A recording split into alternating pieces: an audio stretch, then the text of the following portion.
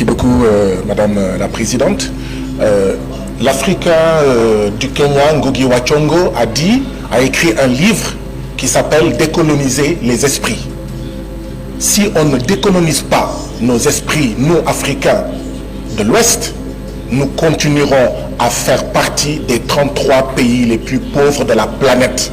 Je l'ai dit hier, sur les 33 pays les plus pauvres de la planète, les 13 sont de l'Afrique de l'Ouest. Il nous faut décoloniser les esprits.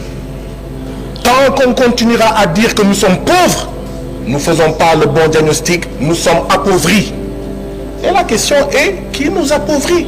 Je pense que ce sont nos propres régimes, nos propres présidents, par leurs options, qui ne sont pas de bonnes options, qui sont des options de détournement de fonds, qui sont des options de suivisme vis-à-vis du FMI et de la Banque mondiale, qui sont des options de maintien d'une monnaie néocoloniale qui est le franc CFA, qui sont des options néolibérales. À l'époque, on a dit « there is no alternative », il n'y a pas d'alternative.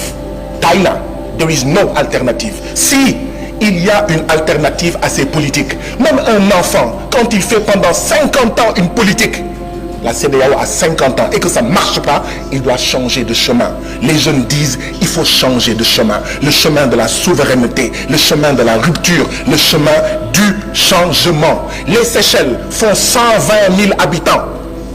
Ils sont 67e sur le classement du PNUD. Ils n'ont ni pétrole, ni gaz, ni rien. Les Seychelles, 120 000 habitants, ils ont leur propre monnaie. Le Sénégal ne peut pas avoir sa monnaie. La Côte d'Ivoire ne peut pas avoir sa monnaie. La CEDEAO ne peut pas avoir sa monnaie. Il faut sortir de là. Le Nigeria, c'est une fédération de 36 États. Qu'attendons-nous pour aller vers une fédération pour être beaucoup plus forte?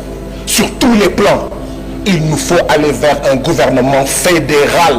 Nous devons être unis autour d'un gouvernement fédéral. Les 36 États nigérians auraient été faibles s'ils étaient partis séparément. C'est parce qu'ils sont ensemble qu'ils sont forts. Mais ici, comme je l'ai dit, chacun veut être président chez lui. Chacun veut être chef du Parlement chez lui. Nous devons sortir de cela. C'est à cela en fait que je convie la CEDEAO. C'est à cela que je convie l'Afrique de l'Ouest. Il n'y a pas de fatalité.